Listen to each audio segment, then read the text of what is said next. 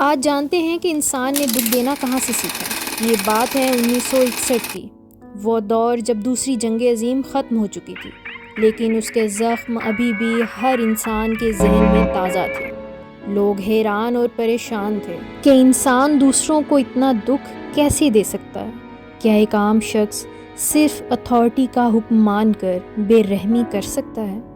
یہ سوال لے کر ایک امریکن سائیکالوجسٹ اسٹینلے ملگرم نے انسانی فطرت کی گہرائیوں کو سمجھنے کی کوشش کی، ایک ایکسپیریمنٹ پلان کیا اور اشتہار دیا۔ ہیومن لرننگ اور میموری پر ایک ریسرچ اسٹڈی کے لیے والنٹیئرز کی ضرورت ہے، بدلے میں آپ کو اچھی رقم دی جائے گی۔ لوگ آئے، کچھ کیوریس تھے، کچھ پیسے کے لالچ میں آئے۔ ہر والنٹیئر کو بتایا گیا کہ یہ ایکسپیریمنٹ لرننگ اور پنشمنٹ کے تعلق کو سمجھنے کے لیے ہے، لیکن اصلی کہانی کچھ اور تھی۔ دو کردار بنائے گئے، ٹیچرز جن کو یہ سب ریئل لگ رہا تھا، لرنرز جو کہ ایکٹرز تھے، ملگرم کی اپنی ٹیم کے ممبرز۔ ایک پارٹیشننگ کے ذریعے ٹیچرز اور لرنرز کو الگ الگ رومز میں بٹھا دیا گیا۔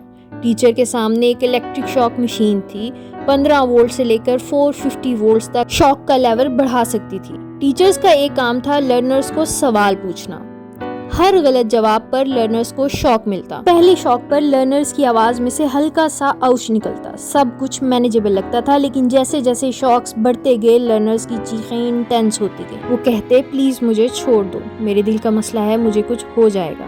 ایک وقت ایسا آیا کہ لرنرز بالکل چپ ہو گئے، ایک بے جان خاموشی۔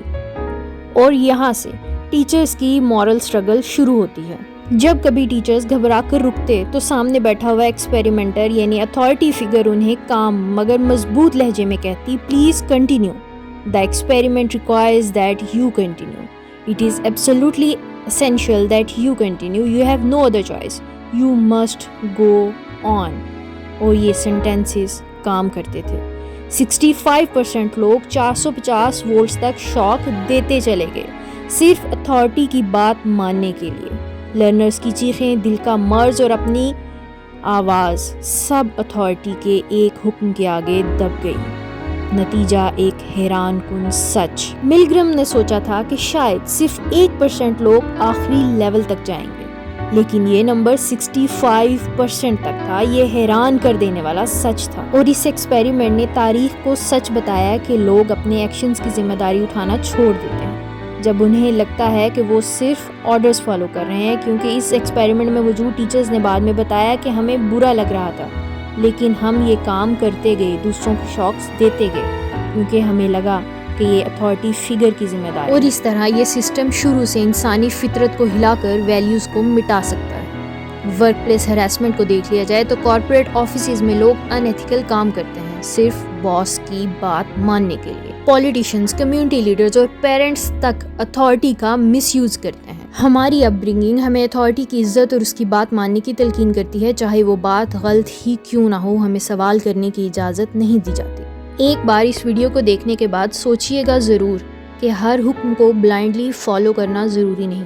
اگر کوئی چیز غلط لگتی ہے یا آپ کا دل نہیں مانتا تو رک کر سوچیں ضرور کہ یہ کرنی چاہیے یا نہیں۔